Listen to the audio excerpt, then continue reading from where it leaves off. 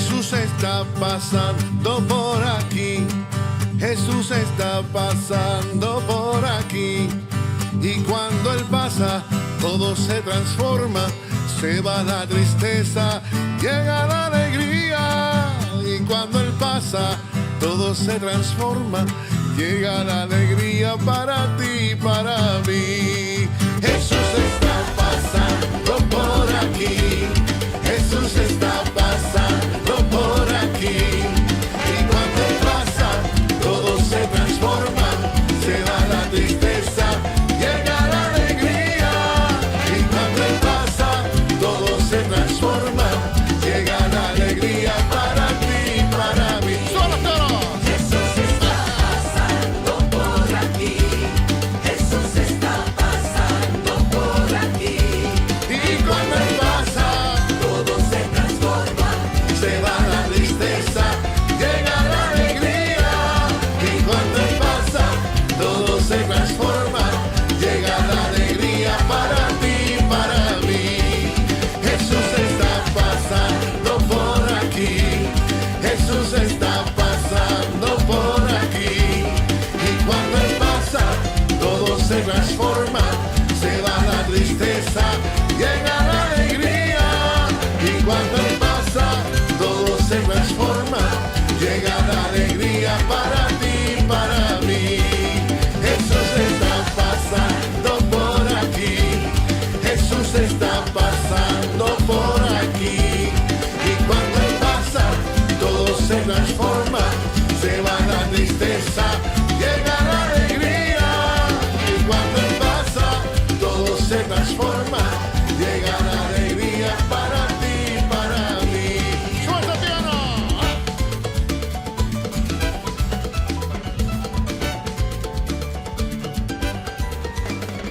También compartir un ratito de la palabra de Dios, ¿no?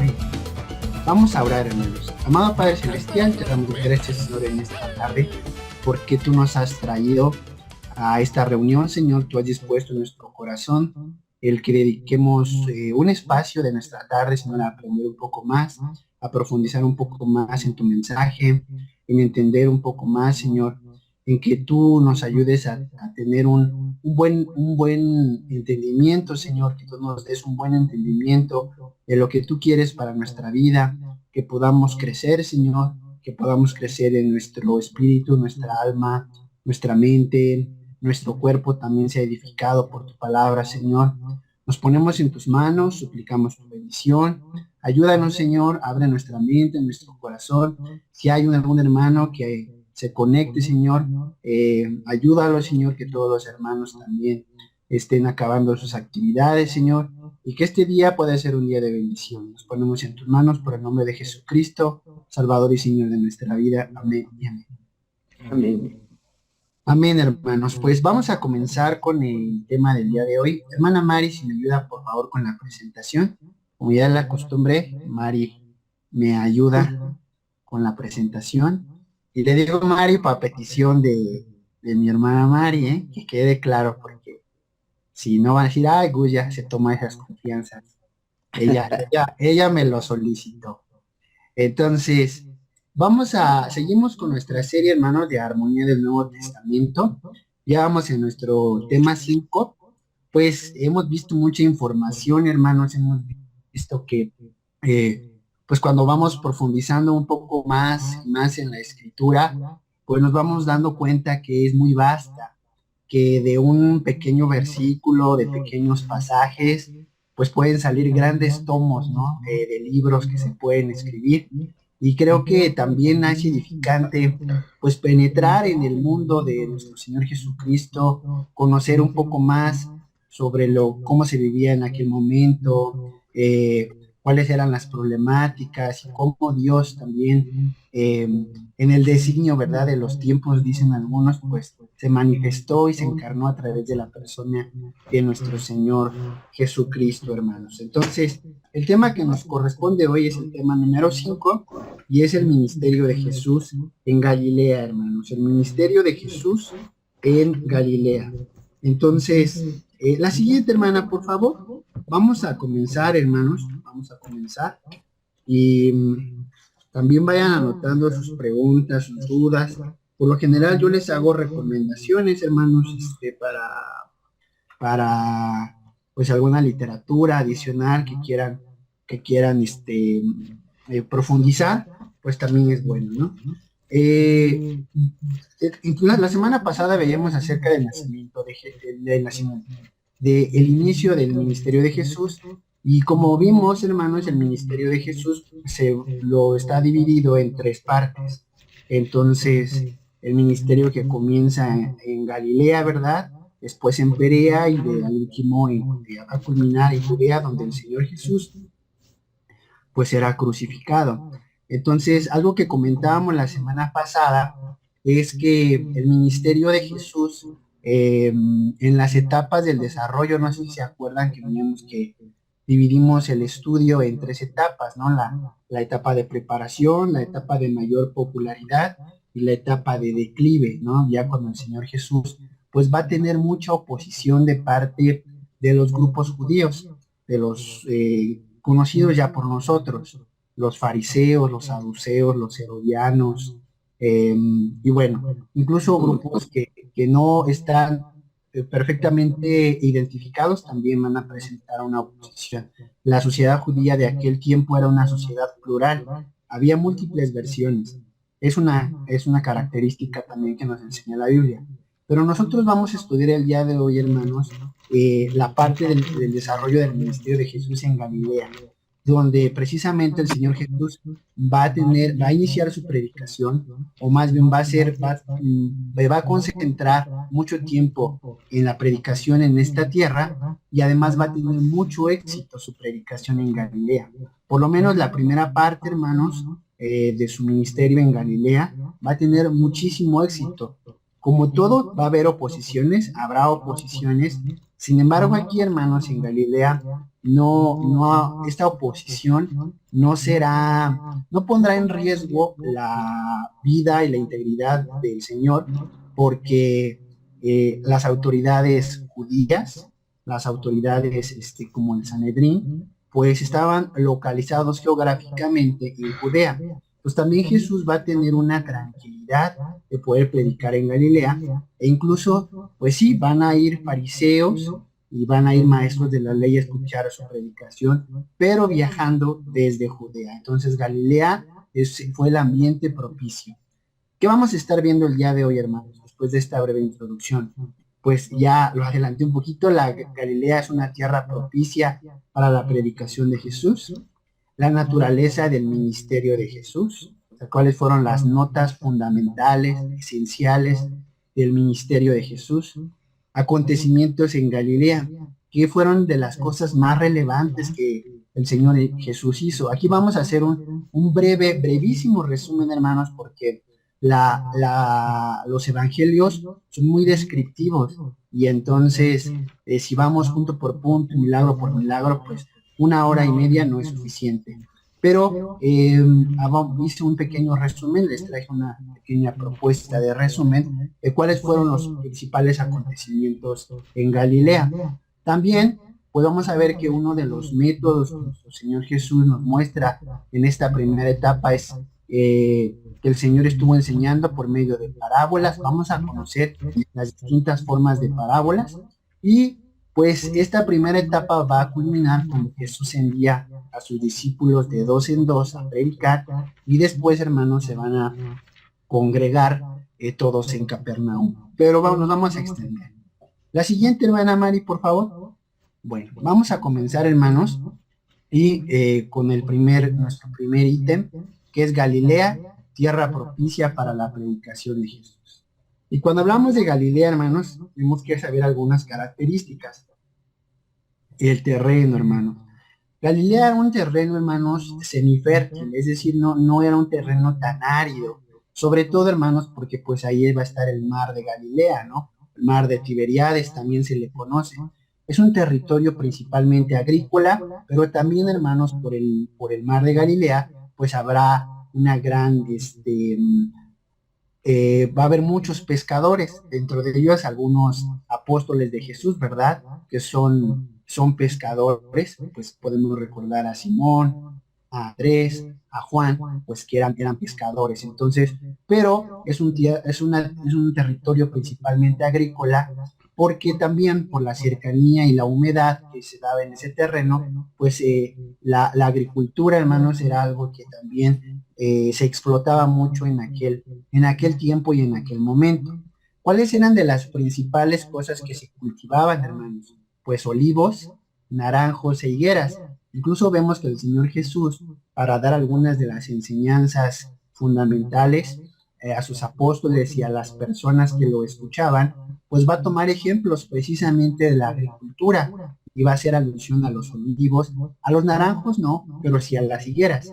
Entonces, pues estos eran algunos, incluso algunos hermanos, productos como los naranjos o la granada, eran productos también, hermanos, que no tenían no eran objeto de venta popular, sino eran cultivados, hermanos, para la realeza. Entonces también por eso algunos productos no van a estar mencionados en el Nuevo Testamento, porque la mayoría de la gente no tenía acceso a eso. Si lo queremos trasladar al día de hoy, pues pensemos en el caviar, ¿no? El caviar es algo que, pues, con mucha frecuencia en ciertos sectores de la sociedad se utiliza, ¿no? En sus banquetes o como aperitivos, pero la verdad, yo no sé, ¿verdad? Si alguno de ustedes, hermanos, pues, eh, sea un amante del caviar. Yo solamente una vez lo he probado y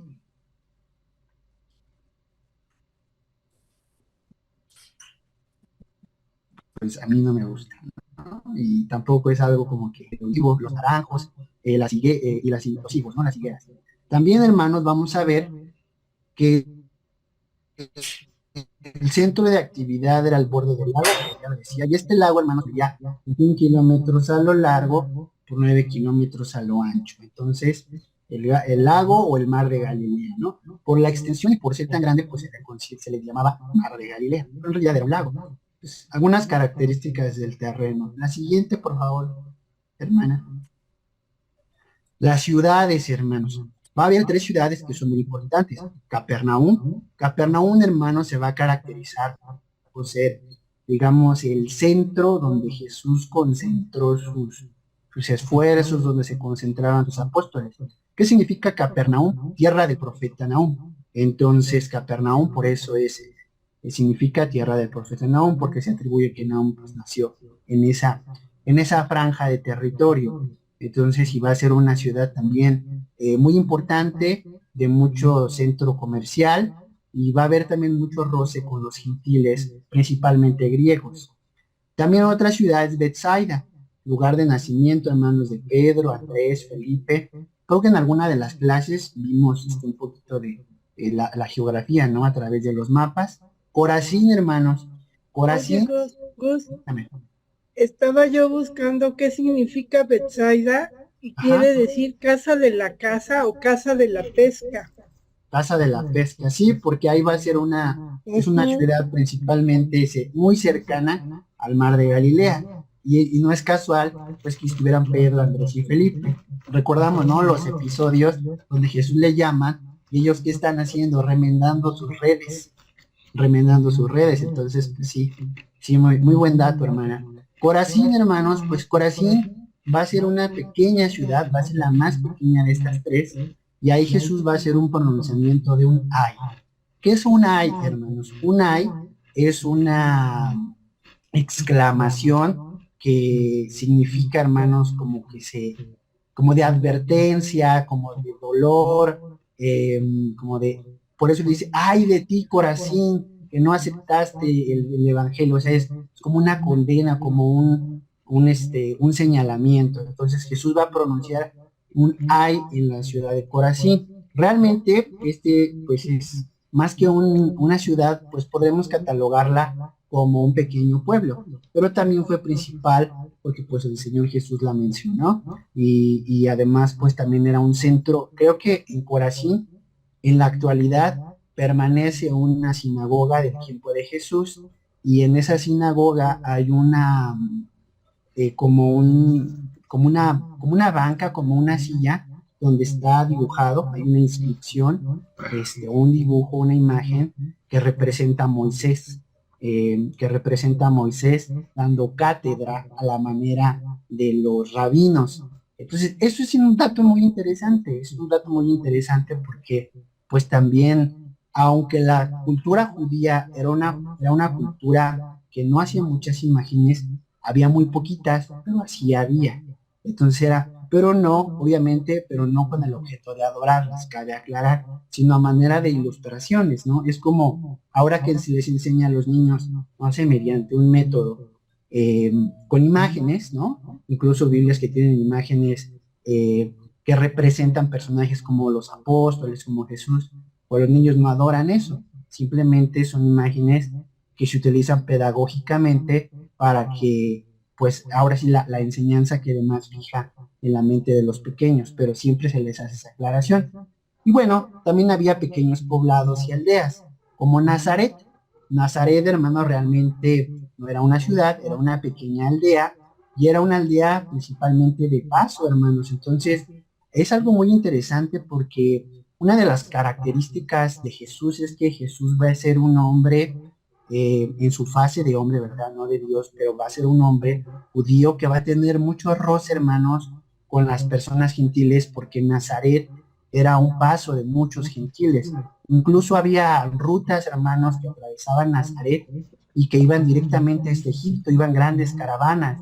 Y pues ahí podemos deducir que Jesús pues conoció la realidad de muchas personas. Por eso Jesús también va a tener un corazón mucho más abierto para predicarle pues a los gentiles. Vamos a ver que incluso cuando él envía a sus discípulos de dos en dos y también cuando a la ciudad de Decápolis. Decápolis era una ciudad eran ciudades de naturaleza griega.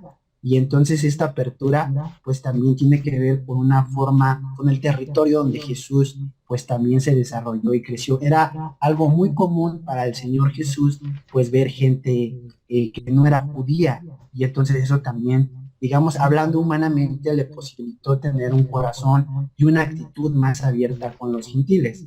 Y si lo pensamos en el plan divino, pues vemos que Dios, ¿verdad? No se le escapa nada, y el Señor tenía perfectamente pensado todo esto, ¿no? Algo es como un antecedente de lo que sería para nosotros, ¿no? Que este mensaje, que aunque emerge en tierra judía, pues es para todos, ¿no? Judíos y gentiles. La siguiente, hermana, por favor. Y una última característica, hermanos, pues la población. Como les dije, es una población más abierta. La gente de Galilea no era tan tradicionalista, era una población más abierta. Esa es la palabra cosmopolita, o sea, tampoco eran como que así una superapertura, pero a comparación de las personas que habitaban en el territorio de Judea y que estaban, hermanos, ahí sí, los fariseos tenían un dominio muy, muy, muy fuerte, ¿no? Y las tradiciones pesaban mucho en Judea. En Galilea era un poco más laxo, había un poco más de libertad, pues era una población más abierta y cosmopolita. Como lo mencionaba hace un instante, también había un flujo constante de gentiles en la tierra de Galilea, en parajes como Nazaret, incluso había una vía que se llamaba la Vía Maris, que era una vía grande que atravesaba y llegaba hasta Egipto. Lugar, hermanos, de donde eran los 12 discípulos. Todos los discípulos, hermanos, eran galileos. Incluso hay algunos estudios que dicen que, y la Biblia también lo menciona, ¿no? Que algo por lo cual Jesús también se le intentó desacreditar en Judea era por su acento. La gente del norte de Galilea tenía un acento. Es como aquí en México, nosotros inmediatamente identificamos cuando alguien que es de nuestro país, pues es del norte o es del sur. ¿Cómo lo identificamos? Pues por su acento, ¿no? Entonces, los galileos tenían un acento muy particular. Jesús también tenía un acento muy particular, ¿no? En el idioma arameo, que era el que se hablaba en ese momento, ¿no?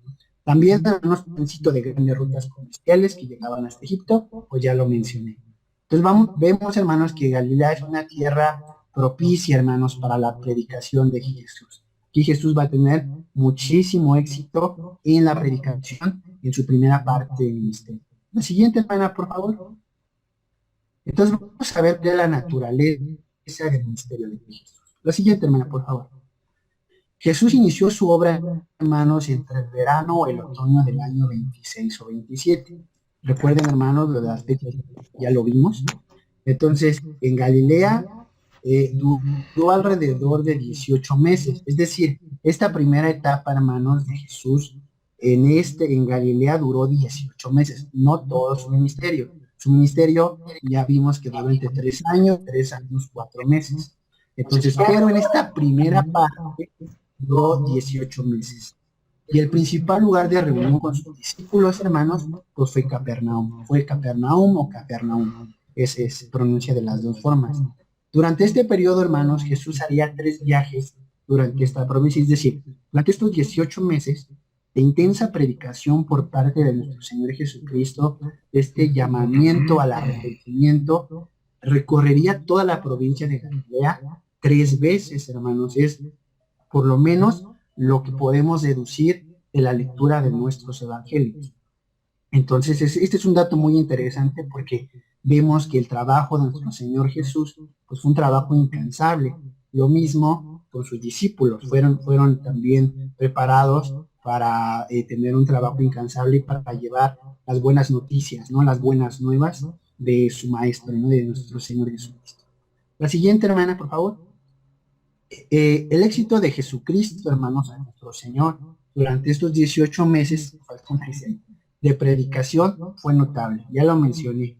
Pero ¿cuál es la razón, hermanos, de la popularidad de Jesús? Porque cuando nosotros comenzamos a leer los evangelios, vemos que las grandes multitudes se agolpaban para escuchar la predicación de Jesús. Vemos que también se menciona que la popularidad de Jesús también iba de boca en boca, de aldea en aldea, de poblado en poblado, incluso de ciudad en ciudad, hermanos. O sea, el éxito de nuestro Señor Jesucristo, su predicación fue muy grande. Pero ¿cuál era la razón de esta popularidad? La que sigue, hermana, por favor.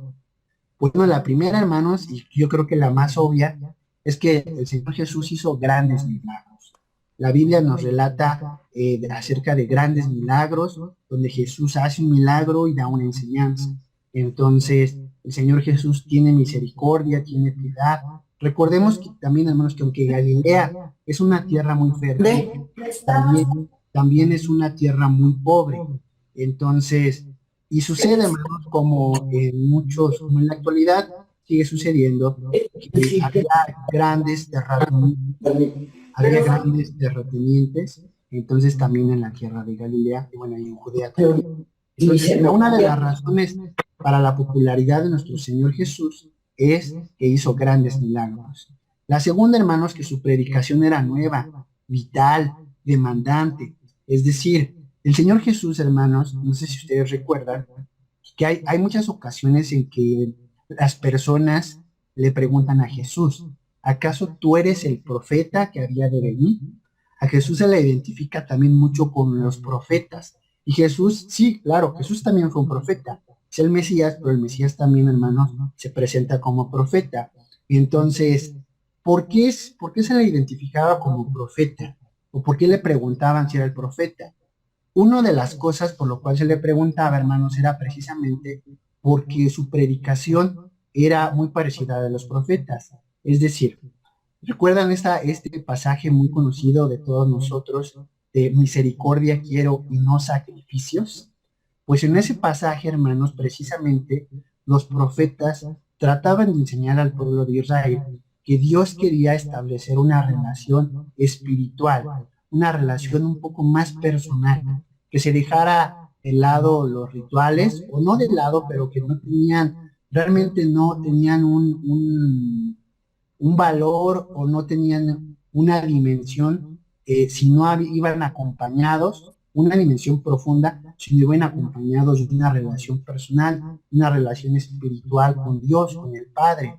Jesús retoma esta predicación de los profetas y les enseña a las personas a establecer una relación con el Padre. El Señor Jesús habla de una relación más personal, incluso expresiones que nuestro Señor Jesús tenía, como que le hablaba, que decía Abba Padre, ¿no? O sea, esa relación que es muy estrecha entre el Padre y Jesús. Entonces sorprendía a las personas de su tiempo porque ellas estaban acostumbradas a fórmulas rituales que veían de los grandes rabinos, de los escribas, a preceptos y normas que ya venían establecidos, y entonces sorprendía la forma en cómo Jesús predicaba, porque Jesús lo hacía con mucha libertad. Jesús hablaba con el Padre con mucha libertad, hacía oraciones en voz alta con mucha libertad. Entonces su predicación era completamente nueva, era vital. Entonces el Señor le hablaba a la vida de las personas. También, hermanos, usaba muchas figuras retóricas que se identificaban con la cotidianidad. Y esto tiene que ver, hermanos, con que la predicación de Jesús utilizaba cosas que sucedían en la vida cotidiana. Vemos que el Señor Jesús retoma ejemplos para sus parábolas de la agricultura, ¿no? Del trigo y la cizaña, de la higuera, de la vid verdadera. Entonces vemos que Jesús va asociando, ¿verdad? Todos estos, lo que sucedía en la vida cotidiana de las personas para darles a la gente de su tiempo y legarnos a nosotros también una enseñanza más profunda, darnos a conocer la voluntad del Padre. Entonces, en la predicación del Señor Jesús no era una predicación pesada, era una predicación también entendible, que dejaba una enseñanza, aunque en muchas ocasiones también algunas de estas predicaciones en parábolas, hermanos, pues era con el propósito de confundir a los fariseos, pero inaugura el Señor este método que es sencillo, ¿no? Y a veces el Señor habla de forma franca y directa hacia las personas. También, hermanos, pues porque su predicación era una predicación poderosa. Entonces, la siguiente, hermana, por favor.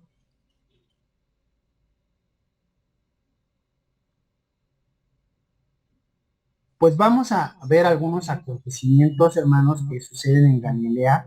Entonces, vamos a ver, hermanos, que el Señor Jesús, pues al inicio de su predicación, va a ser rechazado en Nazaret. Si nosotros buscamos, hermanos, Lucas, capítulo 4, versículos del 16 al 31, nos vamos a encontrar con la historia donde Jesús les va a hablar, y Jesús es rechazado por sus propios conciudadanos. Y a lo mejor esto, hermanos, tiene un poco de justificación. ¿Por qué? Porque Jesús era un hombre conocido, incluso en Nazaret. Incluso algunas personas se preguntan y dicen, ¿qué no es este el hijo de José, el carpintero? ¿Cómo un hombre que conocemos también puede ser el Mesías? Quizás esto pudo haber sido un factor, hermanos, para la incredulidad de la gente en Nazaret. Sin embargo, hermanos, pues vemos incluso ahí, ¿no? De este famoso adagio que pronuncia el Señor Jesús de nadie es profeta en su propia tierra. Entonces vamos a ver que fue rechazado, hermanos, y va a tener poco éxito en Nazaret. La siguiente, hermana. Pero, hermanos, por ahí no se va a terminar su predicación, sino que va a ser un llamado de 4 pescadores. No sé si se acuerdan, hermanos, que la vez pasada dijimos que los discípulos del Señor, cuando se establece la relación con Juan el Bautista y Jesús, se establece esta relación con Juan el Bautista y Jesús, pues algunos discípulos, 2 discípulos de Jesús lo siguen. Probablemente para este momento esos discípulos ya estaban de nuevo en Galilea, hermanos, o sea, fue un seguimiento momentáneo, y otra vez el Señor Jesús les busca y les llama. Entonces, pasaron a ser de discípulos de Juan a ser discípulos de Cristo, ¿no?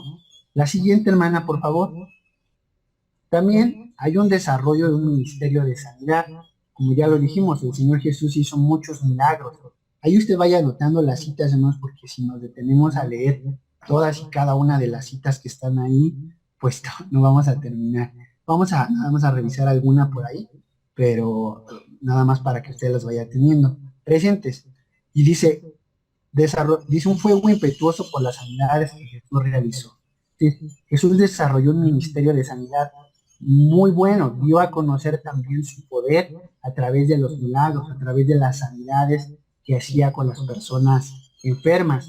Vemos que el Señor Jesús expulsó demonios, sanó a muchos enfermos, incluso una de las enfermedades más temibles de la época, hermanos, pues era la lepra, hermanos, y él, pues sanó a muchas personas con lepra. Y ahí les puse una imagen, hermanos, del mar de Galilea. Es una imagen actual, es una imagen reciente. Entonces, como ustedes pueden observar, hermanos, pues ahí se ve un pequeño rebaño y además se ve pues que es una tierra fértil. Pero si vemos al fondo, hermanos, también se ve una tierra con un clima pues semitropical, podríamos decir, ¿no? Pero podemos que es una tierra fértil, a diferencia, por ejemplo, del sur, de lo que hoy se conoce como Israel o la tierra de Palestina, y pues hay lugares de verdad que sí son extremadamente áridos. Y Galilea no, Galilea tenía la característica de ser, hermanos, una tierra fértil, ¿no? Una tierra pues con abundancia, ¿no? Pero bueno, pues ahí está una imagen actual del mar de Galilea, ¿no? Ya. Y sigue reportando mucha utilidad hasta el día de hoy. Y pues sí, la que sigue, hermana, por favor. Vamos a ver, hermanos, algunos acontecimientos en Galilea. Como yo lo decía, hermanos, aunque no hubo una oposición tan franca y directa como la pudo haber en Judea, sí hubo oposición. Sin embargo, la diferencia es que aquí los fariseos pues no tenían un gran poder, ¿no? Un gran peso. Entonces, aquí van a tener una controversia acerca del sábado. El sábado, hermanos, una institución sagrada para los judíos. Se convirtió en una institución sagrada para los judíos. Entonces, incluso ayer, no sé si ustedes recuerdan la predicación del pastor Ociel, el pastor Ociel nos compartía también un poquito de esto, ¿no? De las tradiciones que fueron creciendo a lo largo del tiempo, ¿no? Y sobre todo, hermanos, por la tradición farisaica.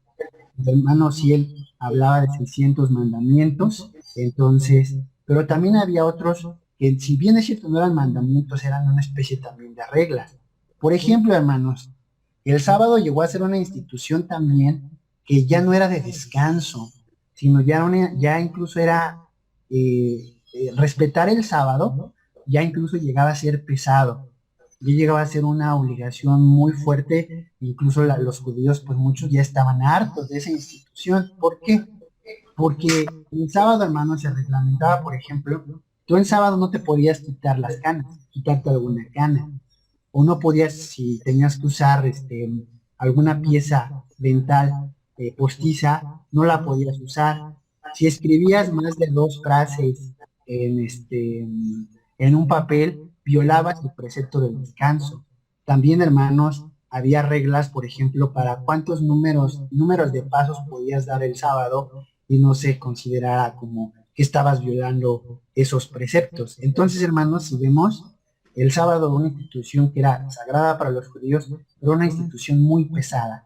Era una institución que para el tiempo de Jesús había perdido el significado original. Por eso el Señor Jesús viene a iluminar a las personas, a los judíos de su tiempo, les dice de una forma muy sencilla y muy clara que el hombre no es por causa del sábado, sino el sábado por causa del hombre. Es decir, el hombre no se vuelve esclavo de reglas, no se vuelve esclavo de las reglas del sábado, sino que el sábado fue pensado para que el hombre descansara y no al revés. Entonces el Señor Jesús viene a aclarar el sentido del sábado, viene a aclarar el sentido del descanso, viene a aclarar y a dar la enseñanza pues, real y verdadera, ¿no? Entonces esto va a ser, hermanos, también algo muy, muy interesante y que también va a ocurrir en Galilea. También vamos a ver, hermanos, que en Galilea va a escoger a sus 12 discípulos. Marcos 3, del 13 al 19. Si quieren, ese sí lo buscamos. Marcos 3, hermanos, del 13 al 19. Todos y cada una de las cosas que estoy compartiendo, usted puede observar, hermanos, que tiene su concomitante cita. Entonces, nada más que por cuestiones de brevedad, lo vuelvo a decir, hermanos, no podemos leerlas todas, pero voy a leer esta, hermanos, Marcos 3, del 13 al 19. Entonces dice, después subió al monte y llamó así a los que quiso y vinieron a él, y estableció a 12 para que estuviesen con él y para enviarlos a predicar, y que tuviesen autoridad para sanar enfermedades y para echar fuera demonios. A Simón, a quien puso por sobrenombre Pedro, a Jacobo, hijo de Zebedeo, y a Juan, hermano de Jacobo, a quienes apellidó Boanerges, esto es, hijo del trueno, Andrés, Felipe, Bartolomé, Mateo, Tomás, Jacobo, Tadeo, Simón el cananista, y listo, hermanos. Entonces, aquí está en la lista, ¿no? Entonces, en la Biblia, hermanos, en el Nuevo Testamento contamos con 4 listas que nombran a los discípulos: Mateo, Marcos, Lucas y Juan. Mateo, Marcos, Lucas y Juan. Entonces, vamos a ver, hermanos, como lo mencionaba hace un momento, el Señor Jesús va a escoger entre los galileos, entre los judíos galileos, a sus 12 apóstoles, a sus 12 discípulos. Entonces, aunque Jesús tenía más discípulos, recordemos que al Señor Jesús también lo seguían las mujeres. El Señor Jesús tenía discípulas, pero el carácter de apóstol solamente lo tuvieron estos 12 escogidos. Entonces, porque sí hubo otras personas que también siguieron al Señor Jesús, otros discípulos, pero no tenían esta relación tan estrecha como los 12 que él eligió. Por eso dice la Escritura que él se los llevó al monte. ¿A cuántos? No sabemos cuántos, pero de esos muchos que se llevó, o de esos varios que se llevó, escogía 12. Y aquí, bueno, hermano, les puse también la cita. Entonces, Simón Pedro, el número, ¿no? Y por nombre. Entonces, bueno, veíamos que hay 4 listas, una en Mateo, Marcos, Lucas, y, perdón, ahí me equivoqué, hermanos, en Juan no hay una lista. Es Mateo, Marcos, Lucas y Hechos. Hechos, hermanos. Entonces, en Mateo, Marcos, Lucas y Hechos es donde aparecen las listas de los apóstoles de nuestro Señor Jesucristo. Entonces, ¿quiénes eran estos apóstoles? Simón, Andrés, Jacobo, Juan, Felipe, Bartolomé, que en alguna de las listas lo van a poner como Natanael, que es el mismo, Tomás, Mateo, Jacobo, el hijo de Alfeo. Recordemos, aquí hay 2 Jacobos, entonces la Escritura nos aclara cuál Jacobo es, Lebeo o Judas Tadeo, ¿no? Judas Tadeo ha sido y ahora es muy, muy famoso, ¿no? Pero bueno, nada tiene que ver hoy el culto a Judas Tadeo que lo que la Escritura nos dice. Pero también Judas Tadeo era conocido como Lebeo. Simón el cananita. ¿Y cuál nos falta, hermanos? Nos falta uno. Judas Iscariote. Así es, hermanos. Judas Iscariote es el que nos falta. Entonces, Judas Iscariote también, hermanos, fue apóstol, pero hay una característica muy especial con Judas Iscariote. Judas Iscariote no era galileo, Judas Iscariote era de Judea. Judas Iscariote era de Judea, él no era galileo, el único diferente. Entonces, todos los demás hermanos eran galileos. Entonces, vamos a ver que algo que también muy emblemático que sucede en aquel tiempo, pues es el Sermón del Monte, ¿no? Mateo 5:7 en adelante, por eso tiene esos puntos suspensivos, y Lucas 6 del 17 al 49. Entonces, hermanos, contamos con 2 versiones, la de Lucas, que es breve, y la de Mateo, que es más larga. Permítanme tantito, hermano, voy a tomar tantita agua. La versión de Mateo, hermanos, es un conjunto ordenado con lógica, pero no es palabra por palabra.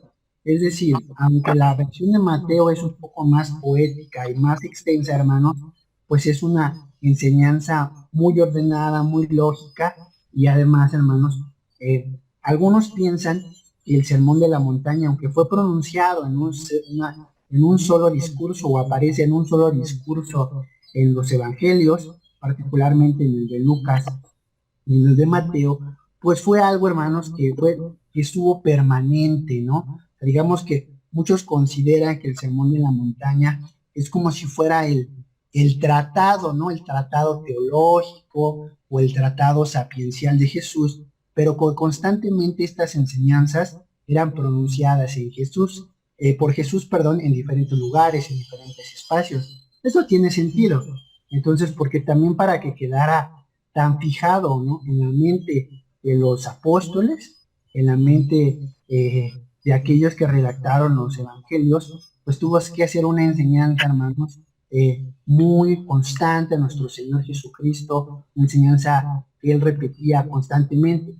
Recordemos también, hermanos, que, o bueno, les comparto que en aquel momento también la capacidad de memoria que tenían las personas era más extensa que la que tenemos el día de hoy, porque pues mucha gente no sabía leer ni escribir, entonces muchas cosas tenía que aprenderlas de memoria. Incluso, hermanos, hay un testimonio, me parece que de un pensador griego, no sé si, no, ahorita se me va el nombre, pero que los jóvenes eran capaces de memorizar tratados enteros de Sócrates, de Aristóteles, o sea, tratados de memoria. Pues lo mismo sucedía en la tierra de Judea, pues había de memoria. Incluso, hermanos, pues sí se acuerda que ayer el hermano sí él mencionaba una tradición que tienen los judíos, que se llama la Mishnah. La Mishnah, hermanos, son un conjunto de comentarios rabínicos a la ley de Dios, ¿no? A los primeros 5 libros de la Biblia. Entonces, y a algunos otros textos. Pero la Mishnah, hermanos, no estaba por escrito en el tiempo de Jesús. La Mishnah se va a poner por escrito 200 años después. Entonces, todos estos preceptos los tenían aquí, en la memoria. Entonces, pues vamos a ver, hermanos, que yo cuando estaba estudiando esto y el Sermón del Monte, dije, claro, el Señor Jesús lo tuvo que pronunciar reiteradamente, ¿no? Las enseñanzas las tuvo que decir de forma reiterada, quedaron bien fijadas en la memoria de los apóstoles, de los discípulos, de las mujeres, ¿no? Entonces, era algo muy, muy común, ¿no? De algo muy común de aquel tiempo. Entonces, Sermón del Monte, hermanos, también el Señor Jesús lo va a pronunciar en esta primera etapa, ¿verdad?, del desarrollo de su ministerio en Galilea. La que sigue, hermana, por favor. Y vamos a ver, hermanos, que el Señor estuvo enseñando por medio de parábolas. Entonces, voy a buscar Lucas 8, del 4 al 25. Ahí están las citas, hermanos. Ahí están las citas. Lucas 8, del 4 al 25. Y entonces dice voy a leer solamente un pedacito. Bueno, aquí la parábola del sembrador. Bueno, a ver, déjenme escuchar. Bueno, por ejemplo, el versículo 4, hermanos, nos habla de la parábola del sembrador. Dice, juntándose una gran multitud y a los que de cada ciudad venían a él, les dijo por parábola. Y ya, hermanos, hasta ahí le dejo, porque es toda la lectura de la parábola del sembrador. Entonces vemos que el Señor Jesús enseñaba por medio de parábolas. La que sigue, hermano. Jesús empleó un notable y bello método de enseñanza. Hablaba en parábolas, ya lo mencioné. Existen 3 periodos pródigos en la vida de Jesús donde usó parábolas. Es decir, durante el desarrollo de su ministerio, el Señor Jesús va a tener también diferentes métodos de enseñanza. Algo muy bonito también para los que se dedican a la enseñanza. Vemos que el Señor Jesús no se encerró en un solo método. El Señor Jesús, por ejemplo, enseñó por parábolas, hermanos, pero también enseñó por sentencias. Enseñó también por aforismos, que son una especie de sentencias, pero son un poco más complicados. El Señor Jesús también enseñó por algo que se llaman hipérboles. Él exageraba algún acontecimiento. Por ejemplo, una hipérbole, hermanos, es cuando el Señor dice, miren los evangelios, si tu ojo te es ocasión de caer, sácalo y échalo de ti. Si tu mano te es ocasión de córtala. Entonces, también el Señor Jesús, era muy común, el Señor Jesús enseñaba por hipérboles, hermanos. Entonces, hay ocasiones, por eso nosotros, ¿se acuerdan que, no sé si al principio les mencionaba que el Evangelio es un género literario? O sea, la redacción del Evangelio es un estilo de redacción, pero en ese género de que se llama Evangelio, hay subgéneros, pequeños géneros chiquitos, ¿no? Como la parábola, las sentencias, es decir, estructuras. No quiero hacerlo muy complicado, hermanos, pero y una de esas estructuras también son las hipérboles. Por eso nosotros, hermanos, cuando nosotros leemos los evangelios, es bueno que, pues por el contexto se entiende, ¿no? Que el Señor Jesús está usando una parábola, incluso el mismo evangelio dice, el Señor Jesús les habló por parábola, el Señor Jesús dijo. Entonces, pero hay algunos relatos que no quedan tan claros, y entonces algunas veces me han preguntado, y entonces, hermano, ¿esto lo tenemos que tomar de forma literal o es en sentido figurado? Bueno, pues analizamos el contexto del pasaje y vemos cuál es el lenguaje, ¿verdad? Y qué era lo que el Señor Jesús quería dar a conocer a través de ese discurso o de esas palabras que él estaba pronunciando. Pero vamos regresando, hermanos. No sé si quedó claro lo de las hipérboles con el ejemplo, pero bueno, existen 3 periodos pródigos en la vida de Jesús donde el Señor Jesús usó parábolas. ¿Y qué es una parábola? Porque estamos hablando de parábolas, pero una parábola, la palabra parábola significa poner en paralelo. Entonces, es decir, tú haces un paralelo para dar una enseñanza, ¿no? Cuentas una historia para que una idea que a lo mejor puede ser profunda, que puede ser una idea abstracta, una idea difícil, la pones en una historia para que quede aclarada y quede completamente desmenuzado lo que tú quieres dar a conocer a tu auditorio. Hay 3 clases de parábolas, hermanos, que vamos a encontrar en los evangelios. Proverbiales, como esta de médico, cúrate a ti mismo. Nosotros, hermanos, pues conocemos que son los proverbios. Entonces, pues hay parábolas proverbiales, hermanos. Hay parábolas paradójicas. Es una parábola paradójica, hermanos. Es más fácil que un camello pase por el ojo de una aguja que un rico entre al reino de los cielos, ¿no? Entonces, son paradójicas, es decir, ponen una contradicción, ¿no? Es una contradicción. Entonces, parábolas narrativas.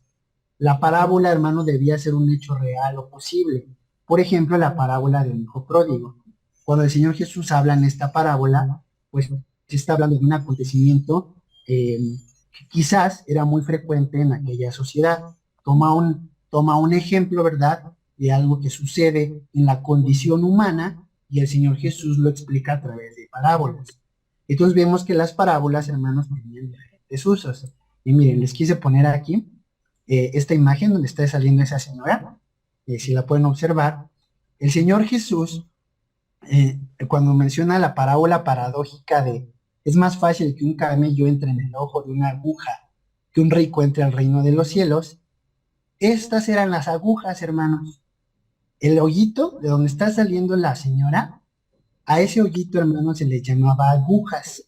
Eran una especie de puertas. Entonces, a veces cuando nosotros leemos la Biblia y pensamos en agujas, pensamos en una aguja de coser. No, hermanos, en realidad eran pequeñas puertas. Estas puertas tenían diferentes usos. A veces eran usadas para la guerra, ¿no? Para escapar. A veces eran usadas, hermanos, como vías de acceso, digamos, cuando había las grandes fiestas, pues eran como entradas secretas, ¿no? Entonces, o lugares por donde podían entrar determinadas personas, los sacerdotes, en fin, las agujas eran puertas.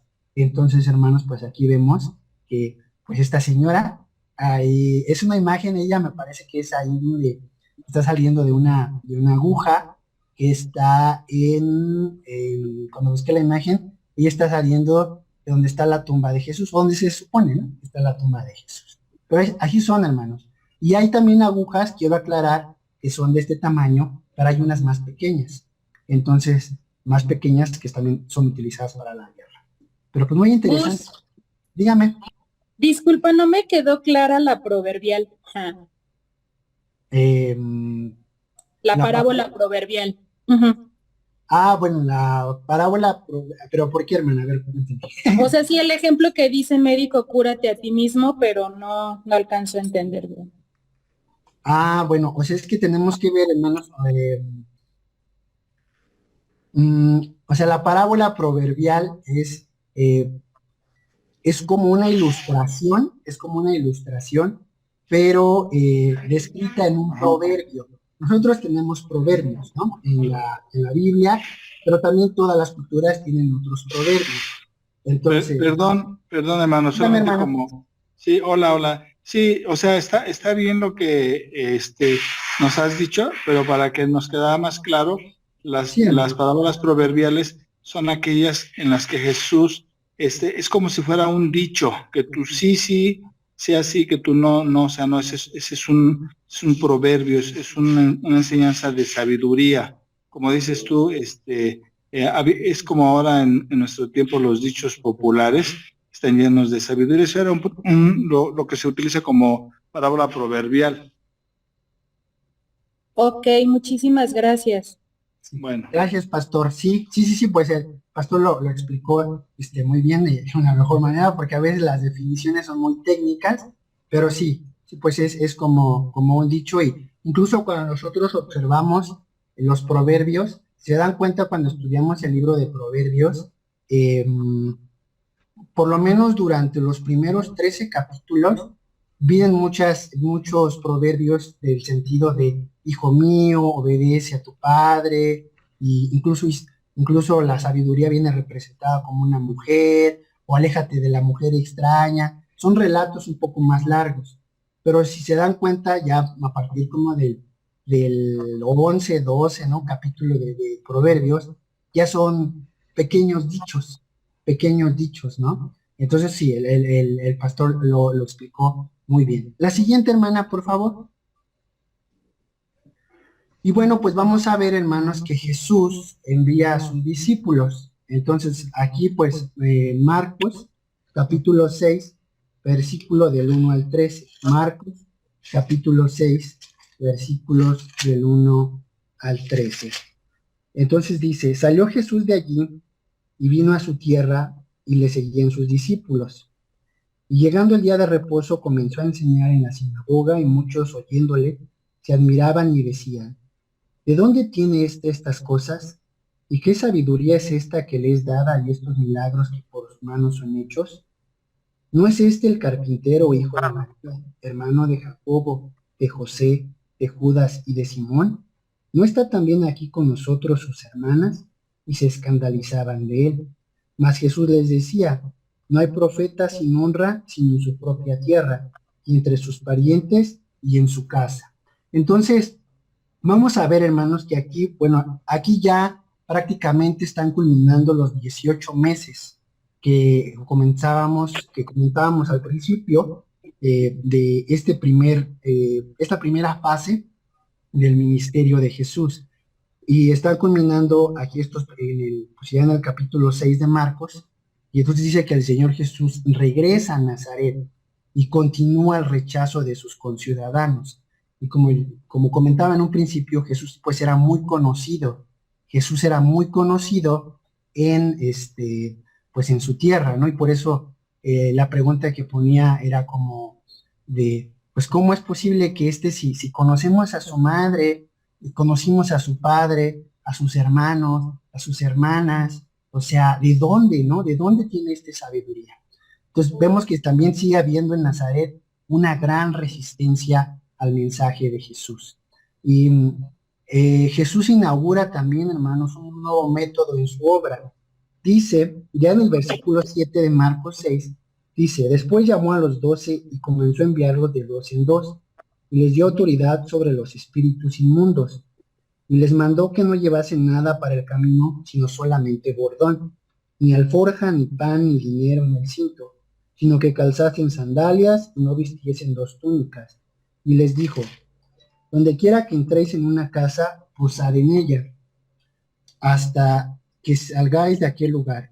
Y si en algún lugar no os recibieren ni os oyeren, salid de allí, y sacudid el polvo que está debajo de vuestros pies, para testimonio de ellos. De cierto os digo que en el día del juicio será más tolerable el castigo para los de Sodoma y Gomorra que para aquella ciudad. Y saliendo, predicaban que los hombres se arrepintiesen, y echaba fuera muchos demonios, y ungía con aceite a muchos enfermos, y los sanaba. Entonces, pues vemos que el Señor Jesús pues comenzó a enviarlos de 2 en 2, y les dio autoridad sobre los espíritus inmundos. O sea, los apóstoles pues iban en el poder del Señor Jesucristo, e iban sanando, iban predicando. Entonces Jesús y sus discípulos empiezan a predicar por vías distintas, y la escritura también nos dice que se vuelven a encontrar en Capernaum. En Capernaum, hermanos, por lo menos es donde va a cerrarse esta primera etapa del ministerio de Jesús, y la obra retomará un nuevo rumbo. Entonces vemos que el Señor Jesús aquí, el Señor pues envía a los 12, pero antes de eso pues el Señor Jesús ya los capacitó, ya les enseñó, ya estuvieron con él, como yo decía, ya les reiteraron, ¿no? Ya reiteró constantemente las enseñanzas a través del sermón de la montaña, entonces el sermón del monte, y vemos que aquí el Señor Jesús pues los envía. Incluso muchos discípulos van a ir a ciudades que van a tener una población que también es gentil. Entonces, lugares como Decápolis, lugares como Gerasa, entonces, donde va a haber también población gentil. Incluso vemos que el Señor Jesús, pues en este primer año, pues es donde va a sanar, por ejemplo, a el siervo del centurión. Entonces, pues el Señor Jesús va a tener un roce también con los gentiles. Y aquí, hermanos, pues la obra retomará un nuevo rumbo, ¿no? Va a retomar un nuevo rumbo. Entonces, la próxima semana, hermanos, estaremos viendo, ya que vimos que el Señor Jesús los envió de 2 en 2, ¿cuál fue el método, no? ¿Cuál fue el método por medio del cual el Señor Jesús capacitó a sus discípulos? Vamos a ver que también a veces es muy común, hermanos, que digamos, pero es que los apóstoles no estudiaron teología o no esto, pero estuvieron con el maestro de maestros. El Señor Jesús les enseñó, y además también podemos que el Señor Jesús tenía sus métodos de enseñanza, ¿no? Tenía sus métodos de enseñanza por medio de parábolas, por medio de sentencias, por medio de hipérboles, por muchos métodos. Ya los iremos desglosando la próxima semana para no adelantarme. Entonces, pero vamos a ver que el Señor Jesús formó, y además también era algo propio de la cultura judía en la cual el Señor Jesús se desarrolló. Vemos que el mensaje, si recordamos lo que decíamos en las diapositivas, el mensaje de nuestro Señor Jesús fue un mensaje más profundo, más vital, más dinámico, un mensaje, o sea, las buenas noticias, incluso un mensaje, hermanos, que rompía con los estándares, las lógicas, las tradiciones de aquel momento. Entonces, y hay ocasiones también en las que nosotros vemos esto, pero Jesús era un hombre relativamente joven, de 30, 33 años. Simón, Pedro era más grande que él. Entonces también era una buena prueba, ¿no? Un hombre joven como Jesús enseñara a hombres de mayor edad como Simón, Pedro, ¿no? Cuánta humildad debió haber también en este Pedro, ¿no? Para aceptar que el rabí y el maestro le enseñaran, ¿no? En una sociedad sobre todo donde el centro de la sabiduría eran los ancianos. Entonces todo esto estaremos viendo cómo Jesús fragmenta, rompe la sociedad de su tiempo, mostrándose como al mundo de esta manera. Ahora, para nosotros es bastante lógico decir, bueno, pues es que Jesús era Dios, pero en ese momento él se estaba revelando y no estaba tan claro que Jesús era el Mesías. Por eso constantemente el Señor Jesús interpela a sus discípulos y les pregunta, ¿quién dice la gente que soy yo? ¿Ah? Unos dicen que eres el profeta, otros dicen que eres Elías, ¿y vosotros quién decís? Pedro se adelanta y dice, tú eres el Cristo, el Hijo del Dios viviente y todo, pero cuando lo ve crucificado, pues ya también se empiezan a tambalear, ¿no? Entonces, para nosotros es bastante, hoy, digamos que a 2000 años de distancia, para nosotros es bastante obvio, ¿no? Obvio reconocer la divinidad y la deidad de nuestro Señor Jesús, pero quiero que nos situemos en aquel momento, ¿no? En el medio de estos hombres judíos y que estaban recibiendo el mensaje de salvación, que estaban conviviendo con Dios mismo. Entonces, pero que el Señor Jesús también los fue llevando poco a poquito, y vamos a ver cómo el Señor Jesús les va mostrando y cómo el Señor Jesús les va enseñando, ¿no? también algo que es propio, como decía, de la cultura judía, pues el estudio de la ley, ¿no? No había judío que no estudiase la ley. Entonces, pero bueno, pues hasta aquí, hermanos, terminamos. Entonces, si tienen alguna duda, alguna pregunta, con gusto. Yo tengo un comentario. Sí, hermana. Qué eficiente fue Jesús al tener un grupo tan heterogéneo de discípulos y todos aprendieron, ¿no? Dice Marcos, ¿no? Lo vieron y no creyeron, lo vieron y no creyeron, pero aprendieron. Al final de cuentas aprendieron y lo pusieron en práctica. Nosotros somos resultados de las enseñanzas aprendidas. Sí, pero vamos, Jesús como maestro lo mismo tenía. Un pescador de alguna manera limitado muy en conocimientos, a un Mateo que hasta conocimientos de contabilidad tenía, ¿no?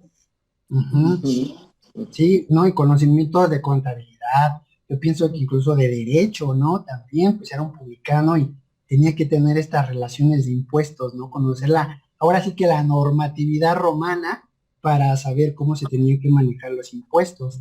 Entonces sí, pues realmente vemos que el Señor Jesús, como usted dice, conformó un grupo que era heterogéneo, y además me llama la atención también su observación, ¿no? De que de un hombre sencillo, el Señor Jesús hace un gran apóstol, un gran predicador, ¿no? El Señor Jesús utiliza a una persona sencilla y lo hace un gran predicador de su nombre. Incluso, como usted dice, nosotros somos el resultado de la predicación de esos apóstoles, el resultado de la predicación y de los apóstoles y de los discípulos de los apóstoles y de 2000 años de generaciones cristianas hasta el día de hoy. Y llegó a ser, hermanos, también tan eficaz, llegó a ser tan impactante la obra de los apóstoles, porque recordemos que el Señor Jesús les dijo que aún cosas mayores, ¿no? Harían, ¿no? De las que ellos le estaban viendo. Y no sé, fíjese que en la semana estudiaba un poco de las leyendas que emergieron en torno a los apóstoles, ¿no? De cómo vivieron, a dónde predicaron, no sé, de que se dice, por ejemplo, de Tomás, que Tomás predicó en la India, se dice que Santiago, aunque no era un apóstol, pero fue el hermano de Jesús, llegó a predicar a España, ¿no? Llegó hasta España, y de ahí viene la famosa fiesta de Santiago de Compostela en España, que es en relación a Santiago, el hermano de Jesús, ¿no? Se dice también, pues lo mismo de Juan, o de cuál fue el martirio, ¿no? Por el que pasó Pedro, que fue crucificado de cabeza. Hay por ejemplo, dos versiones, hermanos, bueno, la versión de cómo muere Juan, hay una versión también de una leyenda de que Juan muere quemado en aceite hirviendo. O sea, hay algunas tradiciones o algunas historias de estas que sí se las puede dar un rastreo histórico y tendrán un sentido lógico. Hay otras que, incluso la de Tomás, viene en el Evangelio apócrifo de Tomás, que si quieren se las cuento. Entonces, pero bueno, se las voy a contar, hermanos, tenemos tiempo. Entonces, dice la historia que un día un rey de la India viajó, uno de los súbditos de un rey de la India viajó, hermanos,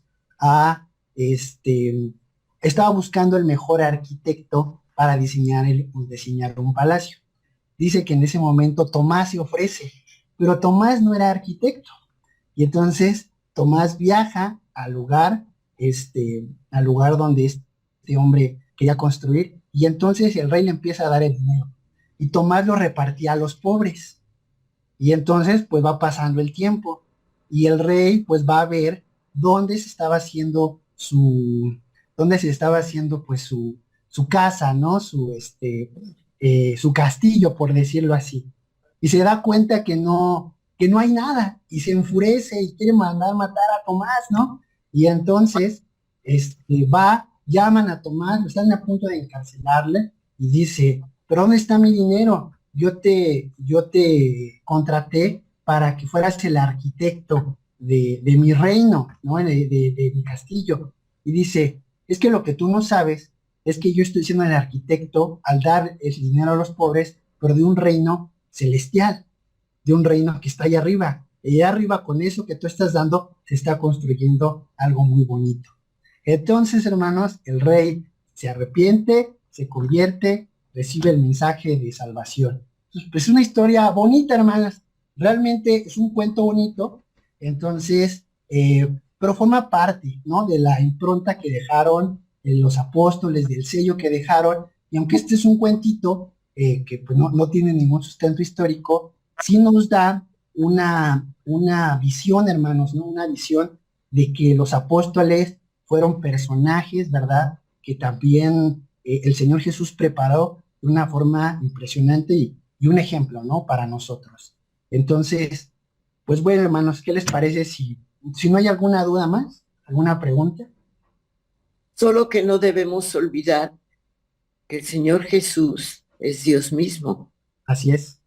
De ahí viene toda la sabiduría y de ahí viene todo lo que pudo hacer e hizo, porque también traía una misión que cumplir. Así es, hermano, así es. Nosotros, pues eso es como la norma, ¿no, hermano? Como la norma, que no debemos de olvidar. Y como decía, es muy importante, por eso nosotros predicamos, ¿no? El mensaje de salvación, predicamos a Jesucristo, predicamos que Jesucristo es Dios mismo. Entonces, pues bueno, hermano, sí, lo que dice la hermana tiene toda la razón. ¿Alguien más, hermano? ¿Algún comentario, alguna duda? Adelante, hermano. Quería preguntar, referente a, por ejemplo, Galilea y Cafarnaúm y muchas partes que se hablan, si Ajá. todavía tienen ese mismo nombre en este tiempo o ya cambiaron. Pues algunas ciudades y algunos poblados sí siguen teniendo el mismo nombre, pero hay otras que ya no lo tienen, hermana. Ya no lo tienen, también pues por el paso. Sería pues muy interesante. No tengo el dato de cuántos permanecen con el mismo nombre, pero hay algunos que sí y hay algunos que no. Por ejemplo, el territorio norte hoy de Israel, pues ya no se le conoce como Galilea, ya seguramente tiene otro nombre de otra provincia. Eso pues estoy más que seguro. Y por ejemplo, anteriormente la capital de Israel, ¿no? Era Jerusalén. Hoy Jerusalén se supone que es un territorio neutral controlado por la ONU. Entonces, aunque haya habido unas cuestiones políticas, y la capital de Israel es Tel Aviv. Entonces, pues ha cambiado, ¿no? Ha cambiado un poco, hermana, pero, pues bueno, valdría la pena, ¿no? Echar una revisada a ver cuántos permanecen con el mismo nombre. Nazaret. No le escucho. Nazaret, ¿sí sigue? Pues Nazaret no, hermana, porque Nazaret, de hecho, todavía hay una pelea arqueológica para ubicarla bien. Incluso en su momento hubo discusiones arqueológicas porque no se encontraba la aldea de Nazaret. Incluso algunos se pelean por el tamaño de Nazaret, si realmente era era una aldea grande, una aldea pequeña. Hoy hay restos arqueológicos, ya se encontraron los restos arqueológicos de donde estaba Nazaret, pero ya no es un lugar poblado, hermana. Pero sí existió, hermana, ¿eh? ¿Alguien más, hermanos? ¿No? Bueno, pues entonces le pido a Mari si nos puede despedir en oración, si no hay más dudas, si no hay más preguntas. Agradezco mucho, hermano, su atención, su tiempo, y pues, hermana, adelante. Bendito Padre Celestial, de veras muchas gracias porque al escudriñar tu palabra aprendemos. Al ver dónde estuviste en esta tierra predicando, Señor, te damos gracias porque tus enseñanzas lograron que nosotros pudiéramos rendir nuestras vidas a ti. Permite, Señor, que nosotros podamos ser también aquellos que lleven a los pies de Cristo a otros, a los que nos rodean, a nuestra familia, y que tu palabra siempre esté en nuestros labios dispuesta a ser compartida, para que muchos te conozcan, te amen. Gracias, Señor, por el hermano Gus, por el instrumento de bendición que ha sido. Síguelo preparando, Señor, lo dejamos en tus manos. Y permite, Señor, que el descanso que vamos a disfrutar en un rato más sea placentero, sea reparador, y que a través incluso del descanso, a través de las actividades que faltan para ir a reposar, podamos alabar tu nombre y glorificarte. Gracias en el nombre de Jesús. Amén. Amén. Amén. Amén, amén. Amén. Amén, hermanos, pues Dios les bendiga. La foto. Ah, sí, bueno.